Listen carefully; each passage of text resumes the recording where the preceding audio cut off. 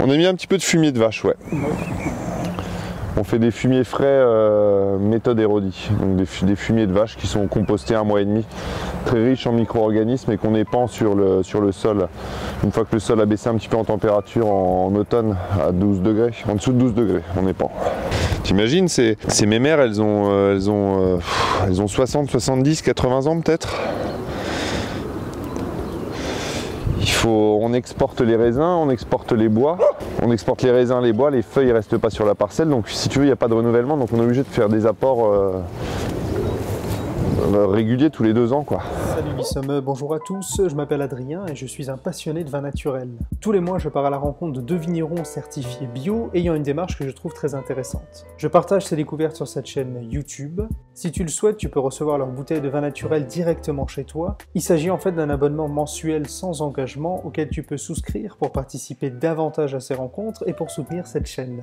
Tu retrouveras plus d'informations sur jusdelavigne.fr. Alors Antoine Linhart, je suis vigneron à Comblanchien en Bourgogne, en Côte d'Or, sur la Côte de Nuit. J'ai 35 ans et j'ai repris les vignes de mon grand-père il y a 10 ans maintenant, en 2011. Et au début, j'étais plutôt parti dans un cursus autour de la gestion de la protection de la nature. Et quand j'ai commencé à découvrir ce domaine-là, ça m'a tout de suite passionné. Et j'ai travaillé d'abord à Chablis, ensuite à Chambol-Musigny, en Afrique du Sud, et j'ai repris les vignes de mon grand-père après dans la foulée. Et les vignes étaient louées à trois vignerons différents qui travaillaient très bien. En Bourgogne, il y a toujours eu cette culture du labour et tout ça, donc c'était des vignes qui n'étaient pas matraquées. On a continué comme ça, sans conversion, on a converti le domaine en 2015.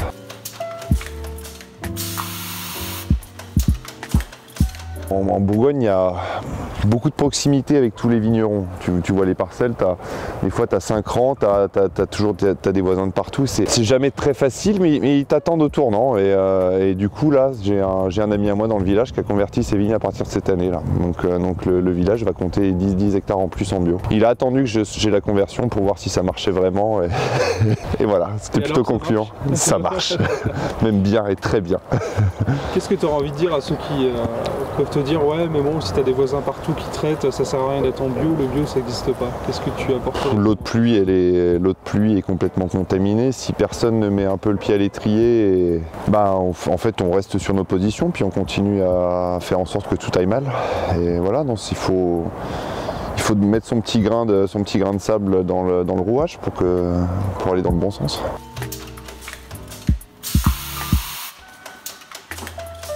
5 hectares 30, on en a repris un petit peu là, on a repris 0,70 en fermage. En appellation, on a beaucoup de côtes de Nuit-Village, des Bourgognes rouges, blancs et aligotés, et on a un tout petit peu de Nuit Saint-Georges, on a une quinzaine d'arts de Nuit Saint-Georges. C'est une appellation un petit peu bâtarde en fait. Comblanchien, c'était un village de carrière, la carrière est au-dessus là, et elle est énorme. Toute la production du village au début du siècle partait au carrier qui buvait entre 6 et 8 litres de vin par jour. Si tu veux, il n'y avait pas de négociants qui ont fait classer le village, comme le village qui est juste à côté de nous, près Beauprissay. Tout est en Nuit Saint-Georges premier cru. Là, tu peux apercevoir le mur du Clos de la Maréchale qui est un Nuit Saint-Georges premier cru.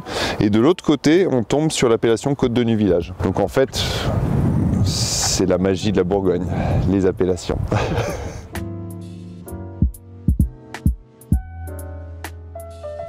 J'ai complète d'arbres là. Histoire de couper la parcelle en deux. Avec des arbres fruitiers, faire un peu de schnapps. Non, parce que tu sais, les clients ils te disent souvent oh, qu'est-ce que ça doit être dur l'hiver dans les vignes. Ah non madame, ou non monsieur, parce que l'hiver, quand t'as froid, tu t'habilles. Alors qu'en été, quand t'es déjà torse-poil et qu'il fait 40, bah tu fais comment? Là ici, on est dans notre plus grande parcelle, c'est des plantes au bois. Comme tu peux le voir, on est tout en haut de coteaux. C'est des terres très très argileuses, on est sur 60% d'argile. Et en dessous, tu as vraiment des grosses dalles de calcaire dur. Enfin, Comblanchien, c'est la pierre qui a fait la renommée du village, avant le vin. Mais du coup, ça apporte quand même quelque chose au vin, Bien sûr, c'est ces gros calcaires blancs là, et durs, voilà, qui apportent certaines formes de minéralité et de fraîcheur dans les pinots noirs. C'est notre plus grande parcelle. Elle est plantée dans le mauvais sens de la pente, mauvais entre guillemets. On est planté nord-sud, on est planté dans le mauvais sens de la pente, ce qui fait que c'est très très dur à travailler en tracteur. Ouais, en tracteur t'es comme ça, alors c'est souvent c'est difficile quand tu laboures, les tracteurs se mettent un peu en crabe, C'est génial parce que ça retient bien la terre. Tu sais, quand il y a des gros orages et tout ça, on n'a jamais de problème d'érosion. Et ça, mon grand-père avait été assez visionnaire là-dessus. Mais en tracteur, c'est pas très confortable. On l'a fait toujours en dernier parce que voilà, on a un petit peu d'appréhension. Là, on est sur des vignes qui ont 65 ans, 65-70 ans. Après, il y a des complantations, bien sûr, mais les plus vieux cèpes ont autour de 60-70 ans. Bah, mon grand-père faisait c'était les paysans au sens propre du terme. Ils faisaient leur greffe eux-mêmes. J'ai une certaine vigne, là, les vignottes. Il m'a raconté que tout l'hiver, il avait passé à la bêcher lui-même, tu vois, à l'ancienne. Et au printemps, ils récupéraient les porte-greffes et ils faisaient leur greffon eux-mêmes et c'est eux qui plantaient, donc ils repéraient les pieds les plus intéressants. Ensuite, ils faisaient leur propre sélection massale. Quelque chose qu'on a perdu dans les années 80-90, où on a confié ça à des pépiniéristes, ce qui fait qu'aujourd'hui, on a autant de problèmes, à mon avis, avec le végétal et avec les maladies du bois que... Je pense que c'est pas idéal, il va falloir qu'on se réapproprie cette partie-là du métier aussi. On a la machine, là j'ai un ami à moi qui a la machine, on va essayer petitement, ouais, à notre échelle.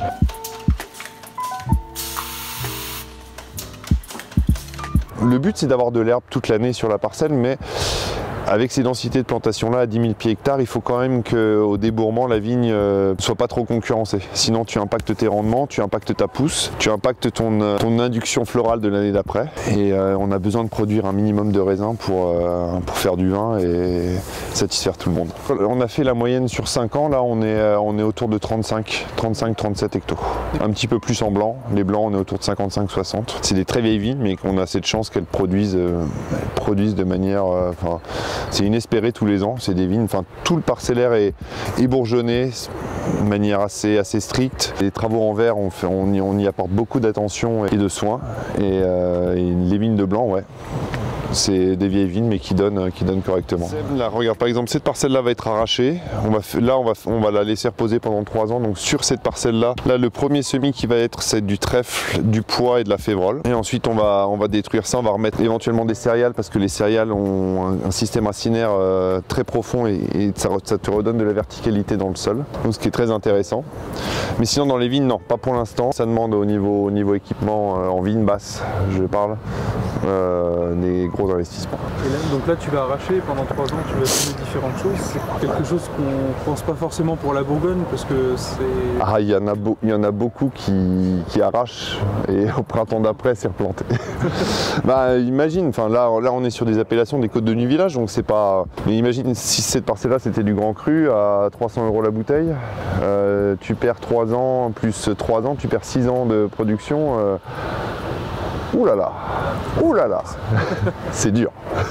J'emprunte la terre à mes enfants ou à mes successeurs, j'emprunte la terre, le fait est qu'on met en place une vigne, c'est pour 50, 60, 70, 80, 100 ans, 120 ans. Donc il faut que le sol soit, selon moi, on reprend les bases de l'agriculture, le bon sens paysan, l'assolement triennal, où on faisait des rotations sur 3 ans. T'imagines, ça fait 60 ans que cette parcelle-là a vu de la vigne. Je pense que 3 années avec des céréales, des légumineuses et des fleurs, ça va lui faire beaucoup de bien. Ensuite, un beau matériel végétal bien choisi. Et on est reparti pour 100 ans sans problème, une taille douce où on respecte les flux de sève et ensuite on est reparti pour un tour, quoi. Celle-là, je la plante, je vais en bénéficier un petit peu, mais c'est surtout les gens qui reprendront après cette exploitation-là qui seront... Je trouve ça génial de se dire que c'est comme un arbre, hein, quand tu sais que tu plantes un arbre et que tu profiteras pas de son ombre. C'est dans ce sens-là, ouais, je trouve ça super excitant. Si tu veux, vu qu'on est planté en 1 mètre, on a toujours cette bande de roulement. La terre, si tu fais une coupe, la terre elle est pas ronde, elle est carrée, tellement elle est tassée. Et c'est tassé sur 25-30 cm. Et en fait, on est obligé de rouler pour les traitements, pour les labours. Et si tu veux, le but c'est d'avoir des tracteurs les plus légers possibles. Pour faire le moins de mal possible à nos sols. On essaie toujours de passer dans des moments où les sols sont bien réessuyés. Il y a des fois où tu passes, où tu jongles un petit peu entre le mal et le pire. C'est un peu le dilemme de notre métier. Ouais. Il y a une très grosse culture et une très grosse culture du labour.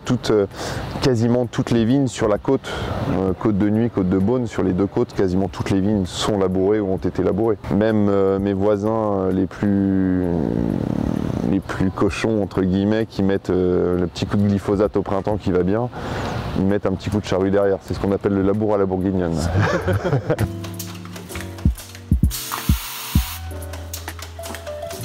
On est sur du basique en biodynamie, on est suivi par Dominique Masneau, depuis maintenant 4 ans, 5 ans, ouais. Et là on va passer, je pense, on va passer en label, on va se labelliser en Déméter, je pense. Qu'est-ce que ça t'apporte de plus? Pourquoi en tout cas tu as voulu te diriger vers ça? J'avais une approche assez cartésienne au début et c'est quelque chose qui m'échappait complètement. Et à force de lire des essais, de voir des essais, d'en parler avec des gens qui la pratiquent depuis plusieurs années, je me dis que ça peut être un plus. Voilà. Et c'est pareil, ça me parle. Il y a des gens à qui ça ne parle pas. Au niveau de l'énergie, même du vigneron et des vins, je trouve qu'il y a quelque chose qui est là. Plus est, maintenant il y a un outil. Alors un outil qui est discutable, c'est la cristallisation sensible. Mais même dans des labos d'œnologie plutôt conventionnels, quand ils te font une cristallisation sensible sur un vin conventionnel, un vin bio et un vin biodynamique, ils s'aperçoivent que le plus intéressant, celui qui rayonne le plus, c'est le vin biodynamique. Avec une base scientifique comme ça, moi ça me parle. Et surtout que Dominique, c'est quelqu'un qui a une vision très terrienne des choses. C'est la première fois qu'on s'est rencontrés, il m'a dit: Antoine, la biodynamie c'est pas magique, il faut que tu sois à jour de tes traitements, à jour de tes travaux de sol et à jour de tes travaux en verre, et ensuite on peut éventuellement mettre en place quelque chose. C'est pas le côté ça va tout sauver quoi. Jésus est arrivé, non.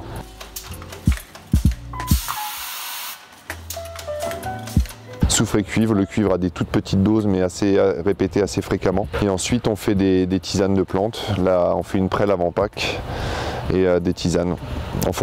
Tout est en fonction de l'année en fait. Il n'y a pas de vérité absolue. Ouais. Si tu veux, le fait aussi que les vignes soient assez basses, mais on est plus près du sol, donc quand il pleut, par effet splash, les spores de mildiou se collent sur la plante et voilà, c'est comme ça que les contaminations se font. Oui, on fait partie de ces vignobles qui subissent une forte pression, mais c'est aussi parce que l'agriculture, c'est presque essayer de maintenir une plante malade en vie avant de la fortifier, et donc c'est pour ça que l'on va repartir sur des programmes de traitement avec beaucoup de plantes, beaucoup de tisanes, beaucoup d'infusions et essayer de recréer un système immunitaire à la plante, quoi.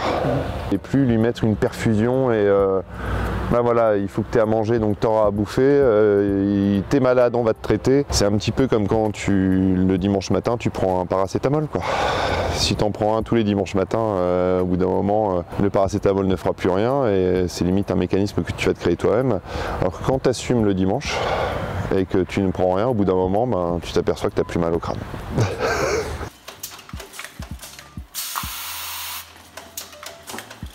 En 2019, nous, si tu veux, c'est descendu un petit peu, mais c'était pas encore un stade critique comparé aux amis dans certains vignobles, enfin, qu'on même pris très très cher, quoi, faut le dire. Mais oui, on a des bougies, on brûle de la paille pour faire un écran de fumée au moment où le soleil se lève, parce que ce qui brûle la végétation, c'est finalement quand les bourgeons sont gelés, et ensuite le soleil se lève et fait loupe, et là, fini.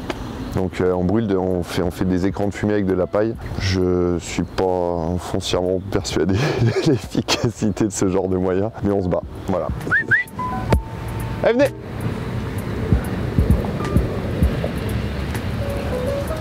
Donc là, ça c'est les arbres qu'on a plantés l'année dernière. On a mis des pêchers de vigne qui vont fleurir avec quelques semaines d'avance, un petit peu comme tous les arbres à cette époque. Si tu veux, la pêche de vigne, il y a une relation de symbiose avec la vigne depuis... Enfin, partout où il y a eu des vignes, il y avait des pêchers. Donc moi ça me paraît normal d'avoir... En plus c'est des espèces endémiques d'ici, donc ça me paraissait normal de remettre des pêchers. J'ai mis aussi tout en haut de la parcelle dans le coin, parce qu'il va être beaucoup plus costaud, un amandier. D'accord.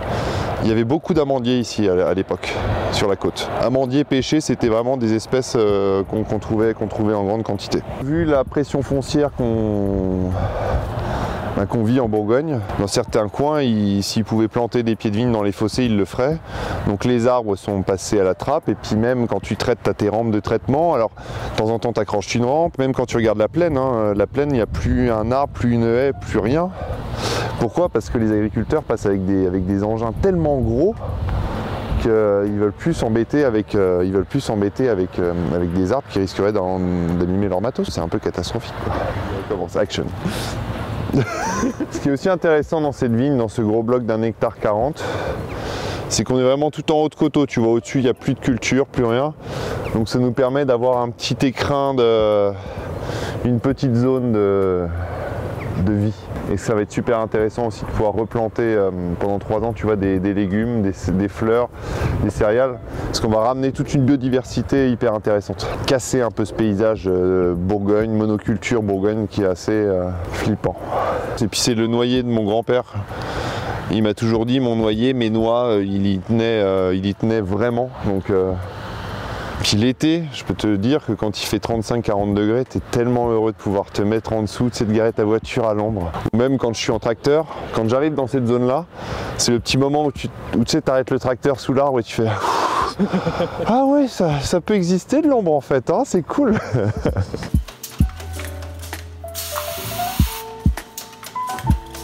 La nature, d'une manière générale, faut être... c'est une grande leçon d'humilité à chaque fois. Hein. Tu te remets en question tous les ans. Hein. Et c'est ça qui est particulièrement stimulant. T'as vu le bureau qu'on a, c'est magique. Hein.